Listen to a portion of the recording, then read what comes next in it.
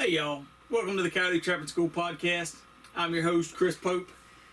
Today I wanted to go over an article that's in Quality Whitetails, the Quality Deer Management Association magazine, talking about the article's entitled Shadow Dogs, but it's talking about what they refer to as the Tri-State Coyote Study, and it's a study that was done across Alabama, Georgia, and South Carolina.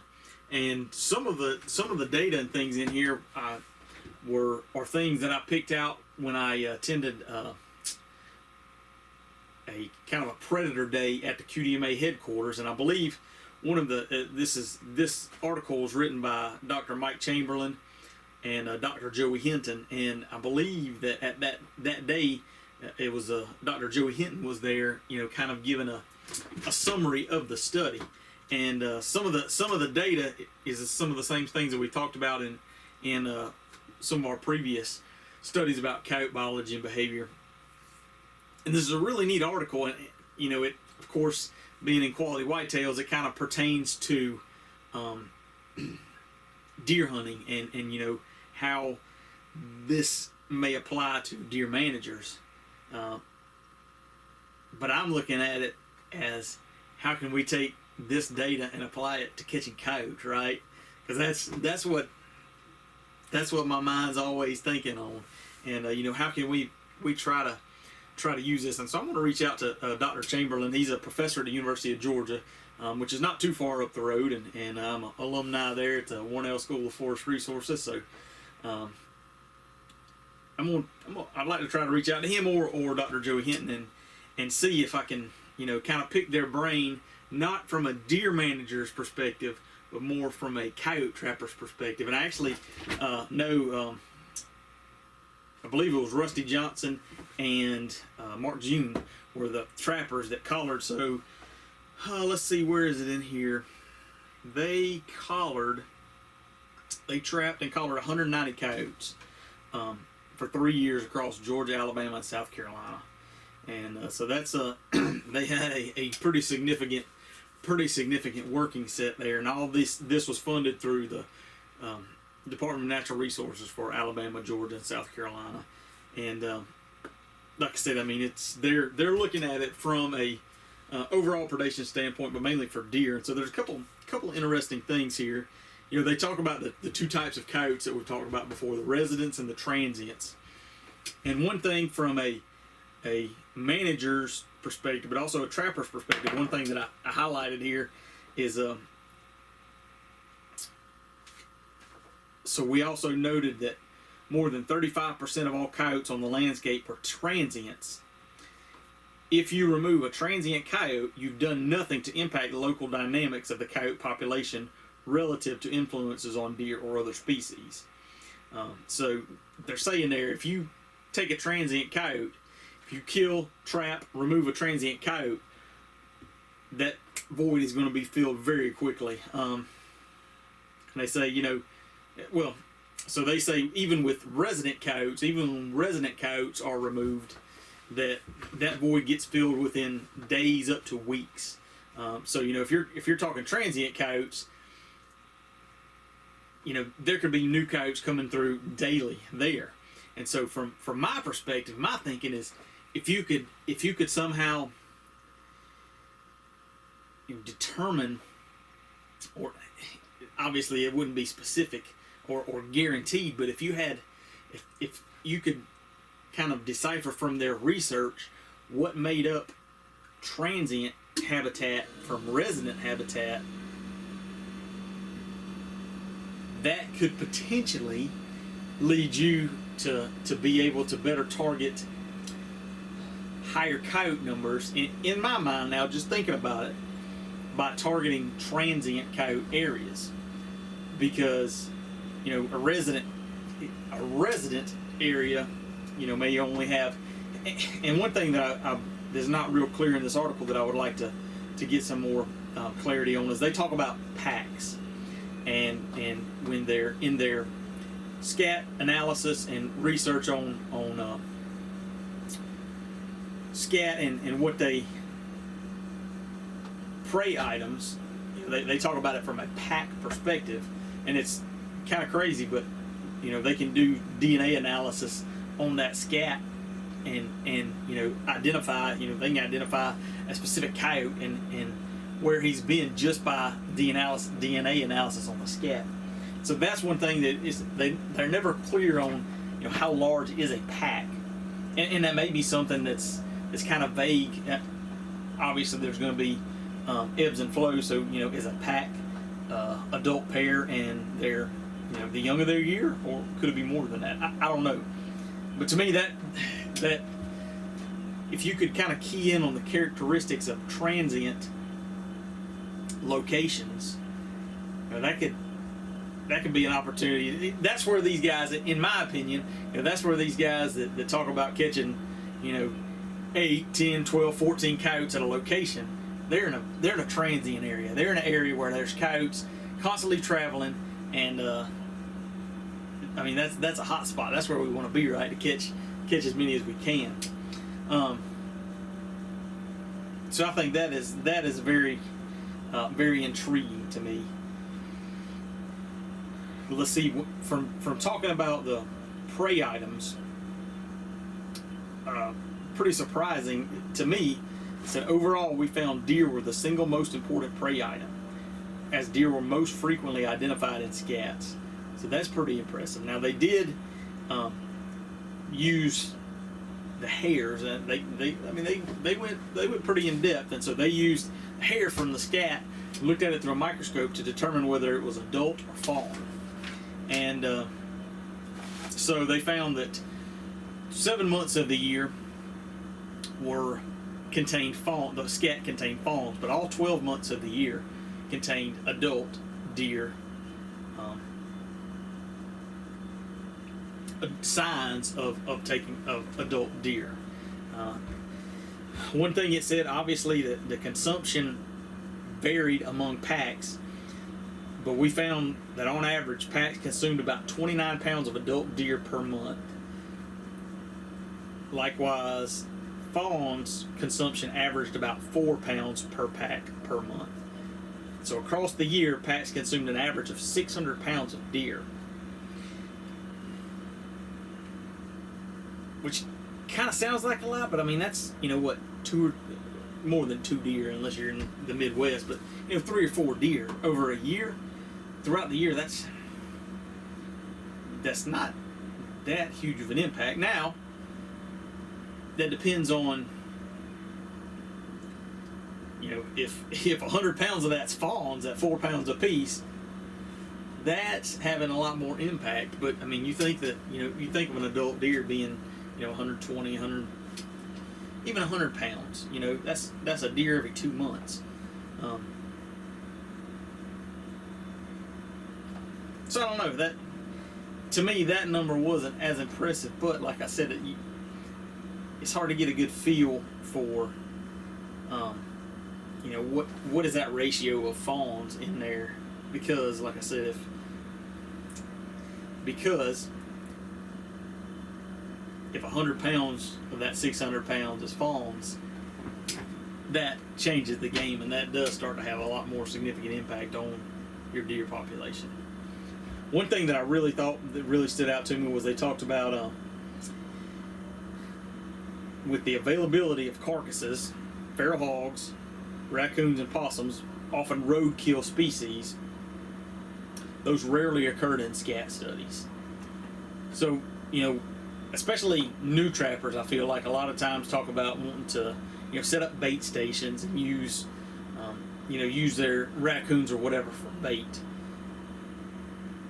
Those coyotes no doubt will eat those animals, but I don't think that's not very high on their list of things that they would prefer to eat. There's no shortage of raccoons dead on the side of the road. And usually you see them ground into the pavement before something, unless vultures come and pick them off. So odds are, you using your coons for bait probably is not going to be the best option. If you're trying to keep your costs down and be on the cheap, and especially if it's a hard winter, if you're a little bit farther north where you get really hard cold winters, that could probably be a reasonable thing to do. But man, in the South where I am, food gets less, but there's food available throughout the winter down here. It doesn't get that harsh down here, so just my 2 cents. I did think that was kind of neat, because you'll get people asking about that. You know, should I use a coon or possums or whatever? Beavers, yes. Although, which that's not that common of a thing to be hit on the road, but you know, beavers, muskrats, yeah, those are probably worth. Bobcats, that's probably worth. You know, if you wanted to try something for bait.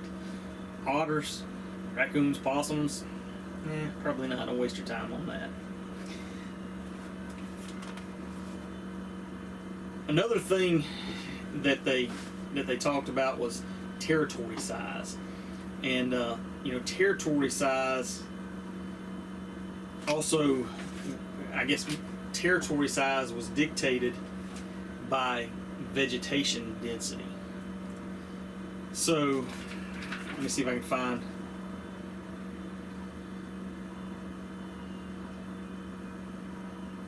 So we found that coyotes that maintain larger territories consumed less deer, whereas coyotes that maintain smaller territories with less dense vegetation ate more deer.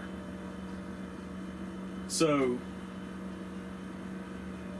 to me, there's 2 factors at play there, because I got it highlighted over here.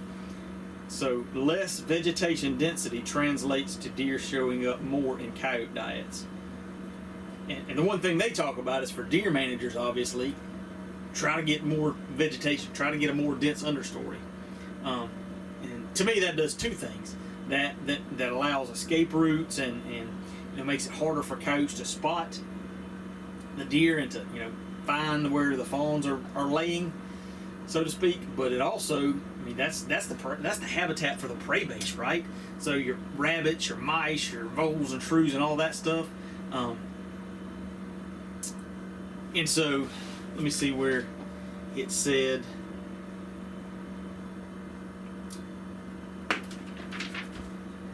Bear with me here.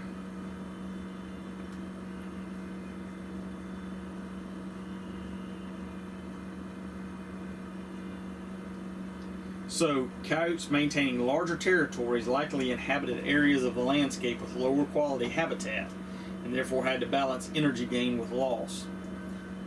It makes more sense to consume whatever prey you can find if you're maintaining a larger territory. So, mostly in the form of small prey. So, you know, a larger territory with less vegetation, that coyote's being super opportunistic. It's not going to go out and specifically hunt for deer and pass up a rabbit, you know. And it's probably covering more ground to find that deer. So to me, that you're always looking at that prey base, that prey. You know, that's what's going to hold things, make coyotes stay in an area longer, keep more coyotes in an area. Is if the habitat is better suited for having more prey. That's why, man, given the choice, I like a young clear cut, or not a young clear cut, but a young plantation or a young forest type, something that's been clear cut for a couple of years, that's real grown up and thick. Man, that's bobcat heaven. There's the coyotes and foxes. I mean, that's a hot spot, because there's so much good habitat for all kinds of other species: quail, rabbits, fawns. You know, your ground nesting birds, your little Tweety birds, and your mice and rats and things like that. So that's you know, to me, that was what I thought of more is the prey. You've got a more diverse prey base if you've got better understory habitat, so to speak. You know, than if you know, if it's pretty sparse and it's a mature timber stand, you don't have a lot of understory, so you don't have a lot of that other prey base of rabbits and things like that. You got some squirrels, maybe a rabbit here and there. So, you know, odds are, you travel a mile, at least where I'm at, you're probably more likely to see a deer in that mile than you are to see anything else, especially in terrain like that. So, it's just something interesting that I came across, and I definitely, like I said, I'm catching myself a little too late, but I'm definitely interested in looking at this, because I know they had some, and I'll try to find the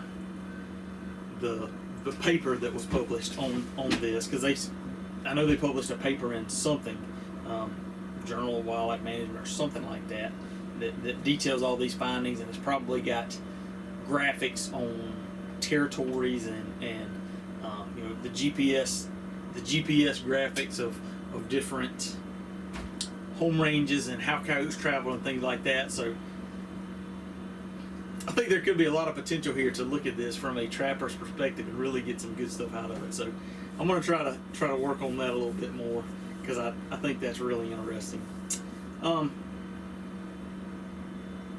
Just a couple other things that I thought about talking about. First off, I appreciate everybody's well wishes and all for the podcast I did two shows ago. Appreciate all y'all's thoughts and prayers, and it's man, it's awesome to know that perfect strangers that I've never met care so much. So I do definitely appreciate that, and wish y'all well wishes as well. One of the things I wanted to talk about was just as we come up on kind of the prime time for preseason prep and starting to get our gear ready and get geared up for the coming trapping season, it's a good time to me to, as I read through Craig O'Gorman's Hoofbeats of a Wolfer book. That's what I've been working on. I've been working on it for a while now, just because I hadn't been reading it consistently. But it's got definitely more content than any other trapping book I've read. I'm so used to, the little trapping pamphlets that are like this, that are 40 pages or something, and there's good content in there. There's good information in those. Man, this is just such a I should have brought it out here with me, but it's just so full of information, and some of it's a little bit gets off in the weeds, but overall I'm enjoying it, and it's making me think. It's making me rethink, I guess, or reconsider some of the things that I'm going to do on my trap line this year. I'll give you a couple instances of those. For one, I'm going to go back to waxing, dyeing and waxing, I guess, this season. It's that's one thing that O'Gorman, and he's an old school dyed in the wool trapper, but there's no doubt I think he's probably tried, because that's how he has made his living is trapping, and so I think he's probably tried just about anything that's on the market, and he talks about just the odors and things and dyeing and waxing, and so I don't have any complaints with speed dip's what I've been using, but I also have not been super satisfied with my performance the last couple of years, and I know just following other people like the Hoosier Trapper Outdoors, Mr. Charlie and Justin over there, they hammer some coyotes, and they're old school dyeing and waxing, and so it's good enough for them. It's good enough for some sure enough big time coyote catchers. Then by golly, I think I'm gonna rethink my things and try switching it up a little bit. And it's kind of funny because O'Gorman talks about that a lot, that how things progress and how as a trapper if you go 5 years and you look back, you don't really think that you changed much, but you're probably doing some things totally different than the way you used to do. And I've kind of seen that, it just more so in the last couple of years, as I've purposely gone about trying to adjust things and change it, trying to improve what I'm doing and where I'm at. And I think that's the biggest thing, man. As trappers, it's so easy for us to get in a rut and stick with our same group of trapping buddies at the convention that we've always hung out with, and do everything the same way we do. And there's just I think there's so much opportunity to be trying different things and new things. And honestly, not much that we try is new, because folks been trapping coyotes for 100 years or more, and so there's, outside of using cell phone cameras or something like that, there's not a lot new that can be tried, but there can be a lot new that you've never done. And so that's what I've just been kind of thinking on, and how can I change things up a little bit to try to see if something else works better, or if I can improve myself. Because man, I know I should be catching more and doing better than what I'm doing, and I want to be making those strides. One thing that I'm going to do this year is I've got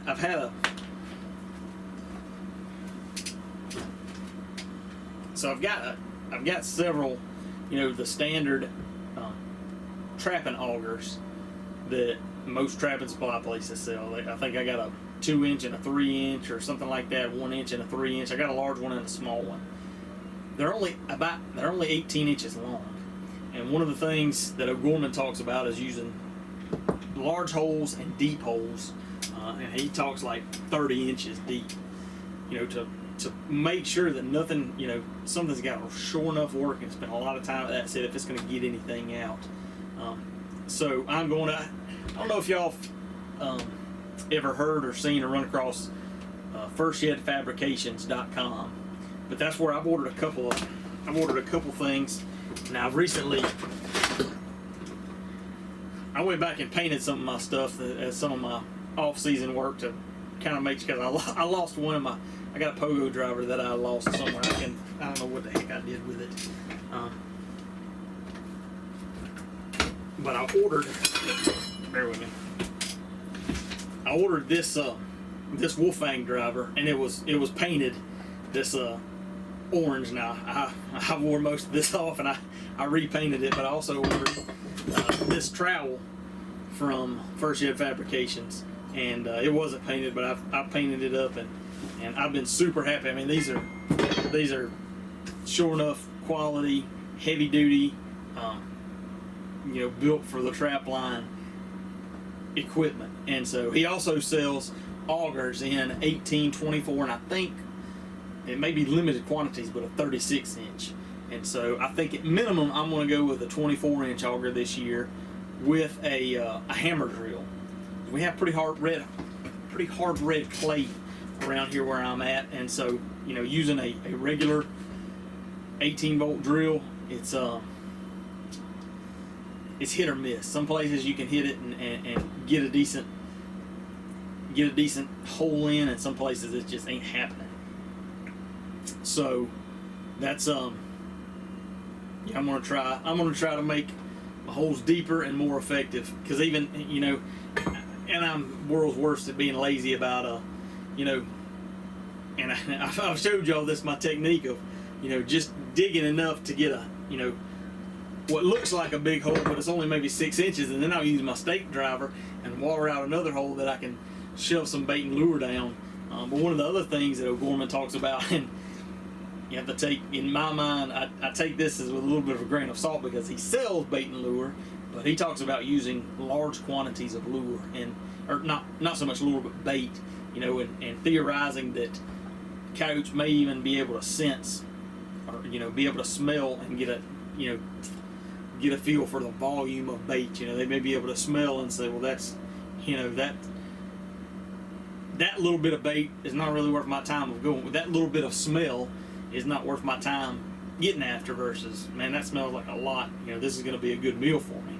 I think that's really interesting too. And with that, you can't use a lot of bait in just a little hole. So I'm going to try mixing that in a little bit too, just to see how it going with a not necessarily a large hole, like a 3-inch hole, but a deep hole with bait, and a good chunk of bait, more than I usually use anyway, down the hole, and see how that does. So another thing that I've, in just listening to the Wolfer Nation, some of Clint's podcasts, And man, I think I've said it on here a dozen times, but it still gripes me that I can't listen to that on my regular podcast player because, yeah, that's good stuff, man. Clint and Jeff and those guys have just got so much experience that it's so, just even their ramblings like this is there's tons of good information. But one of the things that Clint was talking about was with a sifter. And this I'm gonna be upgrading my sifter this year to one of these all-welded heavy-duty sifters too. But he was talking about not going with a super fine mesh in your sifter, just because of how, if you got finer mesh in there, and that's gonna really kind of powder your dirt, and that's gonna be more unnatural. I guess in a sense it's unnatural anyways for that loose dirt to be on the ground, especially in a spot this big. If it's in a plowed field or something, that's different. But if you have a little bit coarser, rougher, loose dirt, maybe that won't attract as much attention to the pattern itself. So I don't know. I've never really thought about that, and I'm not sure where I stand on it, where I shake out, if I totally agree or not. But it's interesting to think about, and I found myself when I'm looking at sifters, I'll try to look for something a little bit smaller. I don't know if in my mind I'm thinking that bigger gaps allow for small rocks to get in or what, but that's something, as I buy a new sifter, that's something I'll definitely be thinking about too. So, man, I guess that's just my takeaway. And I've said it before: as trappers, if we're going to be the best trapper we can, we got to always have an open mind and always be willing to learn. And as trappers, a lot of times we're not in that frame of mind of having an open mind. And so I encourage you, if you're wanting to get better and catch more critters and always be improving, and we got to keep an open mind. We got to be willing to listen to people, and that maybe before we hadn't really given a whole lot of concern to, just to kind of hear things out and think through. One of the other things that O'Gorman talks about a good bit, and Clint talked about it too when he interviewed, I think it's Chip Davis with Expanda pans, and just talking about the pans, because that's one thing that O'Gorman talks about is large pans and large traps, and Clint spent some time with O'Gorman, and he kind of seems to have a similar mindset of large pans and large traps, and so that's I ordered a dozen Expanda pans last year, and only put them on 6 traps, but I'm definitely going to at least put them on the other 6. But I've got a couple of coyote legs that I saved from this trapping season, and I've got them frozen, and I've got one of them frozen in a standing position, and I'm going to try to experiment with that, with a bedded set trap and an Expanda pan, and see how that reacts, because the common perception is that it's going to throw the foot. If the coyote's standing on the jaw when the trap fires, it's going to throw the foot out.